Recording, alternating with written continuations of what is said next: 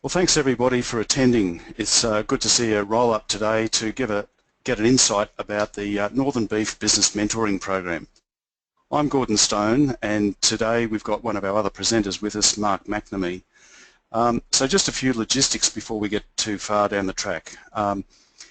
Just giving you an understanding of how you're set up. Everyone's phone or internet connection is muted. There will be an opportunity to submit questions to us. If we run out of time, and I'll explain the timing in a moment, we may not necessarily get to answer your question. If that's the case, then either you can give us a call later on, or you can answer your questions or get us to answer your questions by phone or email. For those of you who were able to access the PowerPoints beforehand, you'll find that they are roughly in sequence with how this process is going to unfold. It's actually meant to be somewhat interactive, which means that both Mark and I will be having a bit of discussion about some of the points that will emerge. The reason we're going to whistle through this fairly quickly is because we plan for this to be roughly 30 minutes because I'm very mindful that everyone's got limited time. So therefore, please consider this to be largely an overview. And we can elaborate on further details as time goes on.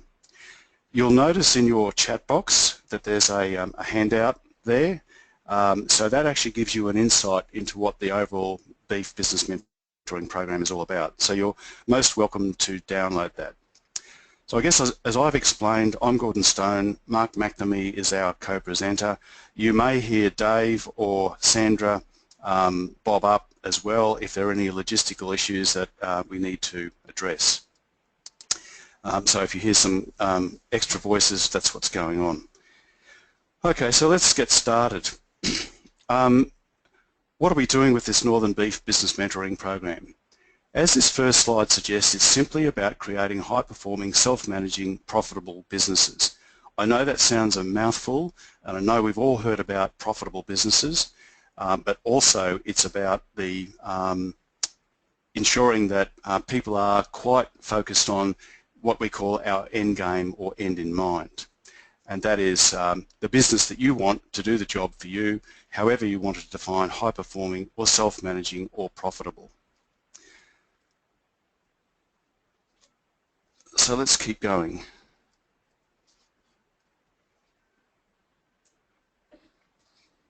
Except I've got a little logistical problem here, I'm telling you all, I'm afraid. Sandra, I might just have to ask you a question about the, good, all done. So what are we doing with this, this program today, this webinar? I want to give you some insights into what the program is all about, how it will work, I guess fundamentally for the people who are going to be involved, how would it benefit them and why would they decide to get involved in the program, and if they do decide to get involved, how to go and get started. So let's just keep going on. Where I always start a conversation like this is who are the people behind it, and in a moment I'll come to some of our partners. But essentially Mark and myself are the two people who've been involved in programs like this for some time, and from my own point of view, I've been involved in the meat and livestock industry for close to 20 odd years. Mark has got a background in horticulture, production horticulture, turf and so on. He's a sales coach. He brings that kind of business expertise at a corporate level, an international level and an operational level to the program, as do I.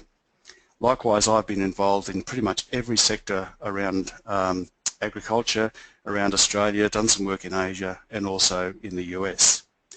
So I guess that's us, but who else would we be bringing to the table? We've got a team of people from mid-tier accounting firms to business specialists who work inside agriculture and most particularly work outside the agriculture sector.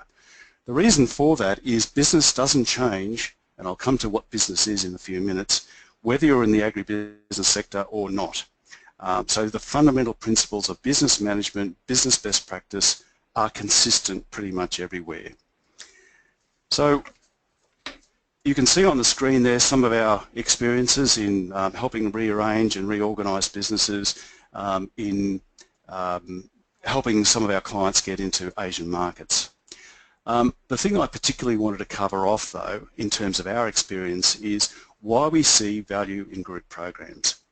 Fundamentally, it's because a training program is really a training program. It's delivering information. From our perspective, we as ourselves and the specialists we're bringing to the table, have a range of areas of expertise. The people who are in the room also have areas of expertise and experience based on the world of hard knocks, much as we do. Equally, our specialists have that expertise as well. We want to bring all of that to the table, and as you can see at the bottom, we bring a sense of openness and discussion and conversation and thinking through what people's particular needs and opportunities are. That's the value of the group process. We'll talk with you one-on-one from a mentoring point of view, but we really love the idea of the group programs because that's the opportunity for everyone to get their say, to do their own work, to bounce ideas off others, everybody who's in the room, the specialists, and then we can use those experiences when we're doing the mentoring itself. I mentioned earlier a couple of that we have a number of partners in Queensland, the Northern Territory and also Western Australia. Fundamentally, our company, the Agri-Business Development Institute, and MLA's donor company, that's Meat and Livestock Australia, have a donor company that sits off one side, are the fundamental core partners supported by Department of Agriculture and Fisheries in Queensland and also AgForce in delivering this program in Queensland, and a similar group territory in Western Australia. Now you might ask why AgForce and the Queensland Government are supporting a program like this. It's simply because right now we see opportunity knocks for the beef industry. Right now we see the opportunity for very business-like people in the whole value chain, certainly producers but also advisors and others in the value chain, to really take advantage of the opportunities that are there. To do that, though, we're working in an increasingly professional environment and in a professional setting. So that means people need to think in a different way, have a different mindset, if they choose to, and contribute to the profitability of their own business or the outcomes that they want for their own business, which in turn will create value to the wider industry. That's the motivation of the Queensland Government, MLA and AgForce in joining with us in this program. I guess if we move on, the important thing to expand on is who are those people who are going to benefit. So I've talked about beef producers. We have a particular interest in engaging with advisors and a particular interest in engaging with others in the value chain. And I guess if Mark was here at the moment, he'd be recounting an experience that we had with some producers exporting into Asia. Maybe, Mark, you could make a really quick comment about this in a moment, that the real value that we had with that Asian experience was the value adding and financial benefit through the packaging process. Have you got a quick comment to make just about that notion?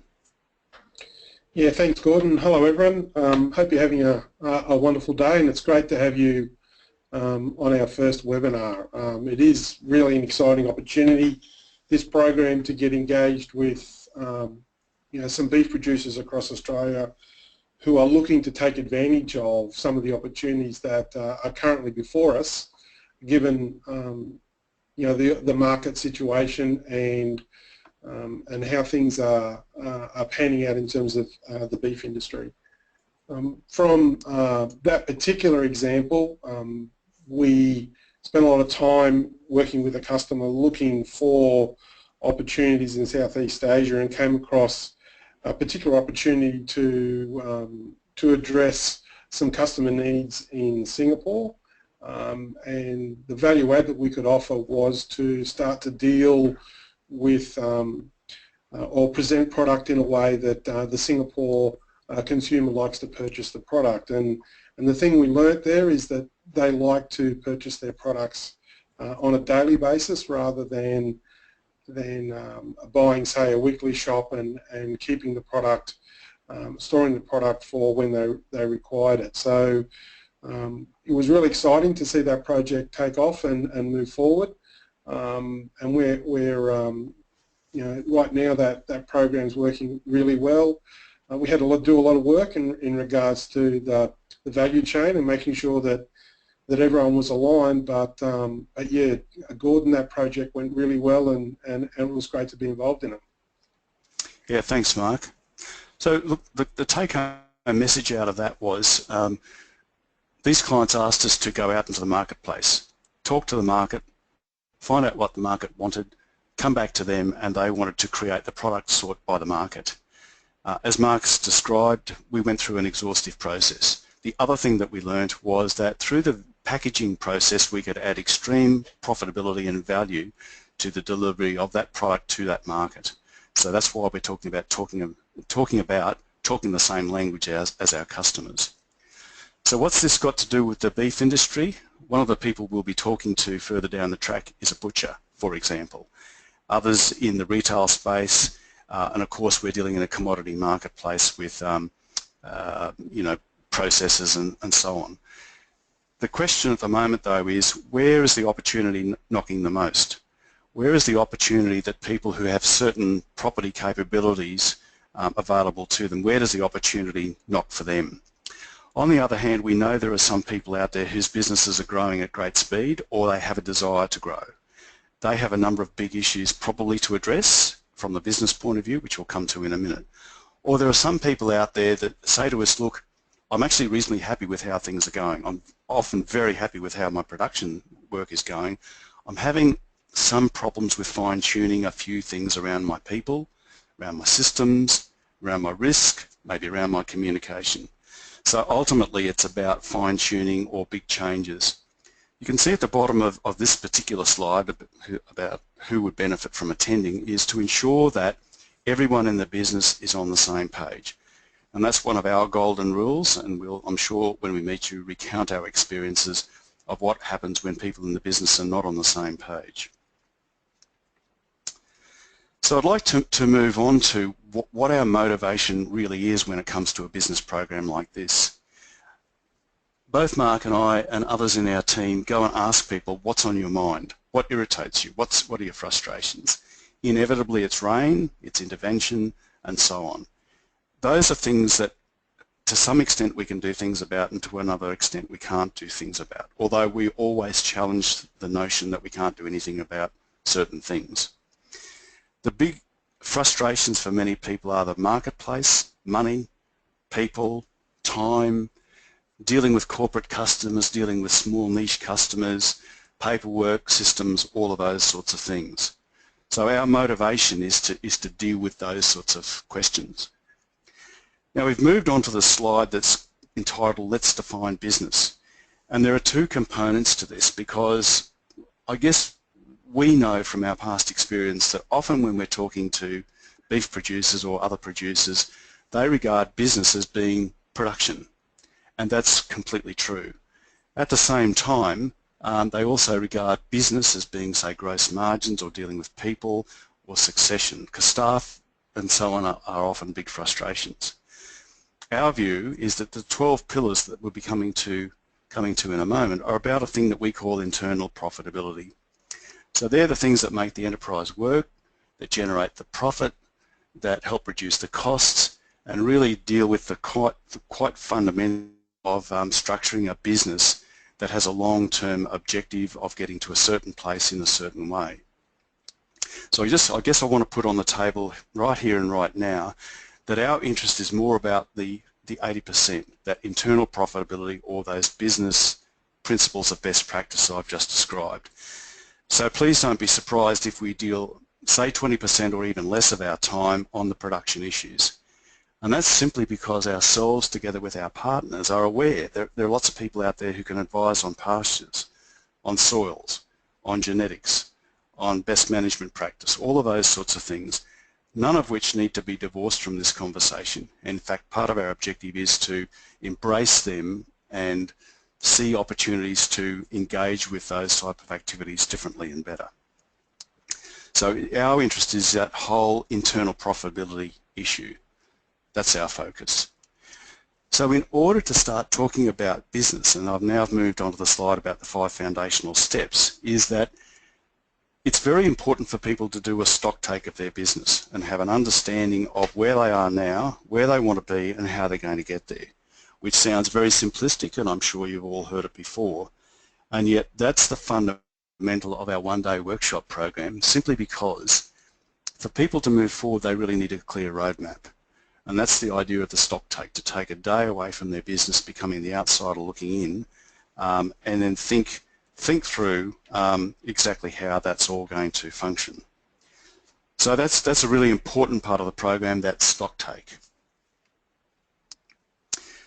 When we move into more detail, when we talk about business, I just want to run through our 12 pillars of business best practice. Effectively, people need to have a clear roadmap of where they're heading to. And I'd like at this point probably to liken this to an egg. If we think of production as being the yolk of the egg, it's the gold. But unless it has the egg shell around it, which I regard as the products, markets and customers, then the question is, why are you doing what you're doing? You can certainly push a product out into the marketplace. At the same time, the question is, if there's a high-value customer out there wanting a high-value product, and we can engage with that customer and supply that product into that market, why wouldn't we do that? So that's the beauty of the shell. It's the thing that potentially encases, the whole business process, and that's where we see these 12 pillars of business practice fitting in the shell and the white of the egg. So the third of our pillars is thinking as a corporate. That doesn't mean to say our objective is that you have to think as though you're a CEO of a Woolworths or some large organisation. It's more the mindset. And the way I describe it often is it's like stepping over the line. On one side of the line is the notion of, look, I need to get a return on investment for my shareholders, who may be simply myself, my brother, my wife, other members of the family. But that's actually my job, is to think about it like that. When I step onto the other side of the line, then I might be thinking about production. I might be wearing the operations manager hat. And so it's just a different way of thinking. And similarly for other people in the business, they might have other roles and they need to think differently about that as well. Predictably, we're always talking about money, and that's where we bring in our mid-tier accounting firm, whose job simply is to give us unbiased advice on the things that you need to know about. People, always a big issue, particularly when it comes to families, and systems, because unless we've got a clear picture of who needs to do what and how they're accountable, it makes it life very difficult to deal with our people. Which leads us on to business risk, managing legalities, because in this day and age, being aware of all of these legalities is a big issue for us. Succession. Traditionally, we think of succession as being a train wreck, the things that need to be done immediately to hand the business across to another generation. I have to put it to you that the way we look at this succession process and everything to do with this program is what we call an end in mind, having a clear end in mind. And one of our people who will be contributing to this program is a person who gets investors into businesses. And so if the end in mind is to get an investor into the business, or to put the kids through uni, or to sell it, or to hand it on to another generation, then if that is structured in an organised manner, it'll make a very big difference to how the business is run. Mark's already talked about that value adding and leverage or joint venture alliance concept, which is how can we work with other people who have an aligned way of thinking to what we do. As I said, Mark is a sales coach, and sales and marketing is his thing, and from our point of view it may simply be relationships with the marketplace. It may be simply developing relationships with a high-end customer. It may simply be communicating efficiently and effectively internally in the business or with that customer. Alternatively, it might be more structured strategies around social media, flyers, email marketing, whatever else it may be. And I know there are people who've already entered the program who are very interested in things like how to engage more closely with the customer, how to use social media, and so on. So Mark, could I just get you to maybe comment about these pillars of best practice before we move on? Is there anything I've missed or any observation that needs to be made? Gordon, the thing that I'd like to emphasise is something you said right at the start, and that is the power in the collective. So as people join the workshops and participate in the longer CEO mentoring program, as we cover and work through each one of these 12 pillars, the amount of creativity that goes on in the room is just wonderful to witness. We will certainly be bringing in independent advisors or participants or contributors to each of the sessions. However, some of the best stuff goes on between those that are participating in each of the groups.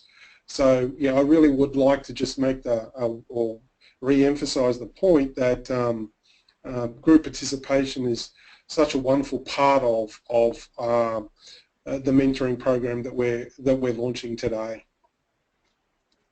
Yeah, thanks, Mark. And that I think is a good entry point to how things work. So for those people who are seeking information on all these things that we've talked about and much, much more, that's where programs like this webinar, teleconferences, podcasts, newsletters, and all of those sorts of things come in. We effectively call these our business updates.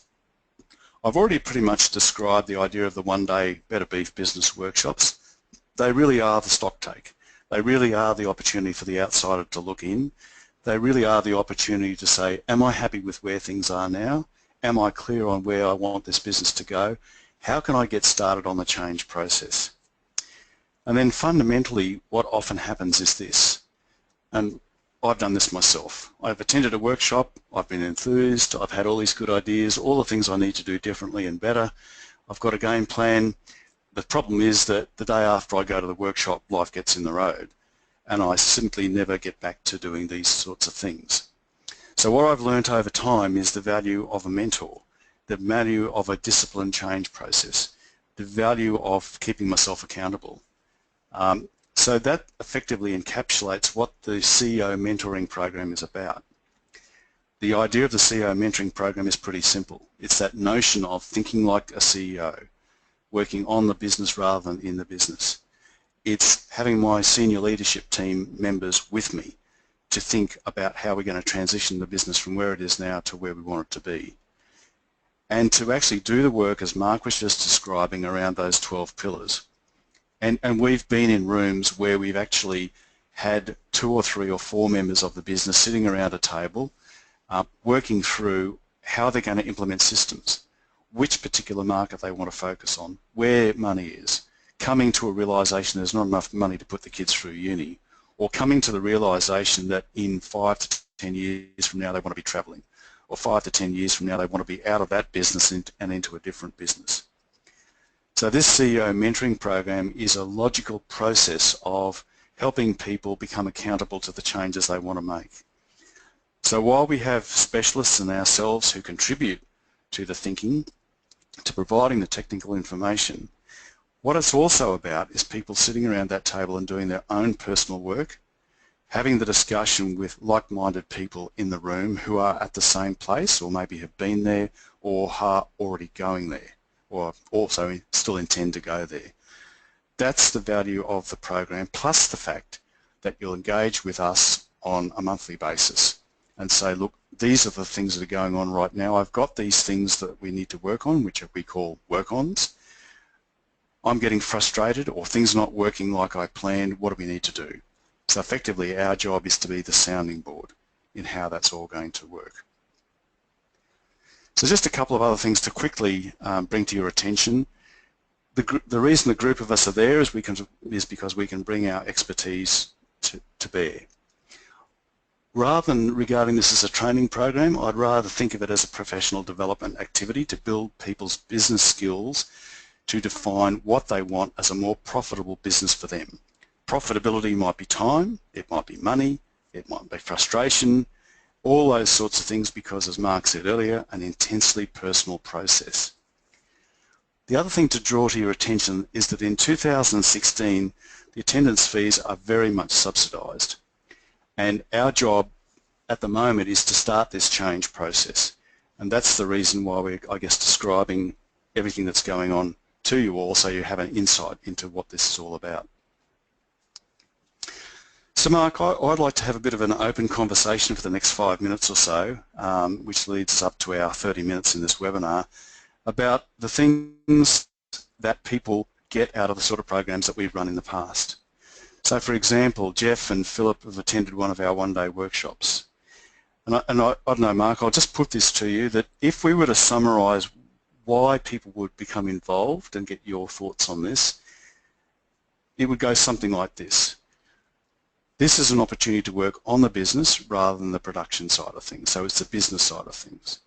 The second thing is to get all the key decision makers on the same page, so that we work on rather than in the business, so we can actually make the changes that we know we need to make.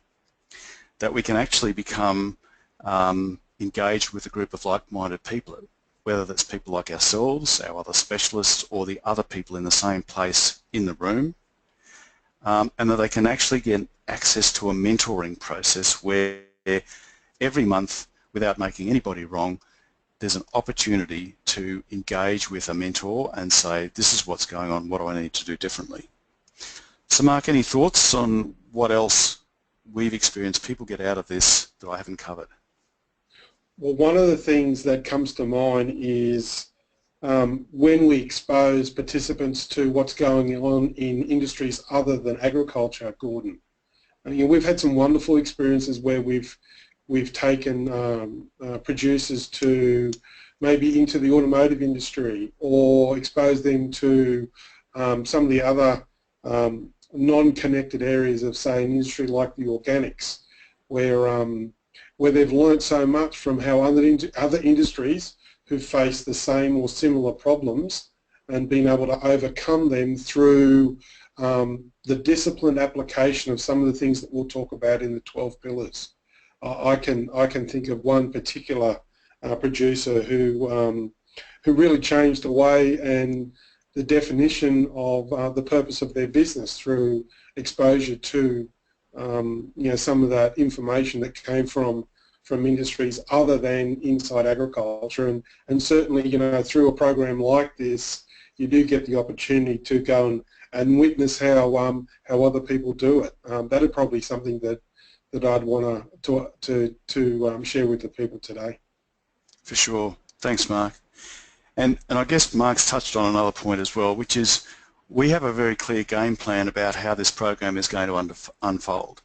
At the same time, we're very aware that circumstances may change, and we might have a group of people who are particularly in the CEO mentoring program, who need us to go off on a tangent.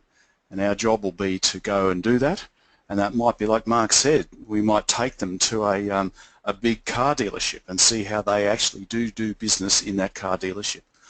Or we might sit down in Brisbane or Melbourne, for that matter, in one of our clients' meeting rooms and discuss how they do business there, to just expand our thinking completely. So they're the sorts of things that will come out of this. So Mark, anything else to add before we start to draw things to a close? No, Gordon, just that I'm really excited about the opportunity to be involved in this program, and particularly with the interest that we've had, the type of people, the calibre of people who are registering their interest. I think everyone's in for an exciting journey, and certainly has a very positive feel about it. So yeah, it's going to be great to be involved with it. Sure. Thanks, Mark. Well, look, I'm going to just make a couple of closing comments, and I'll ask Dave if there have been any further questions that have come in. I mentioned earlier about highly subsidised costs. If you haven't already seen the flyer, or you'd like to get a copy of the flyer, you'll actually see that the costs of the one-day work, or the podcast, webinars, all of these sorts of things are free of charge. There's no cost involved in that. That's part of the contribution of the program to the industry. The one-day workshops are very heavily subsidised. They're a bit under $200 a head for a one-day workshop, and a bit under $300 a head for 2 people to attend a workshop. And as you can see, the costings are very much focused on trying to get the people or the key decision makers of the business in the room. The CEO mentoring program is somewhat expensive, and it's probably a bit under $2,500 for one person to attend, and a bit under $3,500 for two people to attend the 12-month workshop. But I think before we got too concerned about that, we need to find out if people are actually interested in the program and how it all works. So Dave, any questions before we move on? There's just one question that's come in. Hi everyone. Hi everybody, by the way. The question was, you talked about the various aspects of the program being the one-day workshop and the CEO mentoring program. So the question is, do you have to attend all aspects of the program, or can you only attend one part of it? Well, thanks, Dave. It's a good question, actually. It's particularly valid because we've had this question a number of times. The whole program is there, and you don't necessarily have to do one bit before you go on to the next bit, so to speak.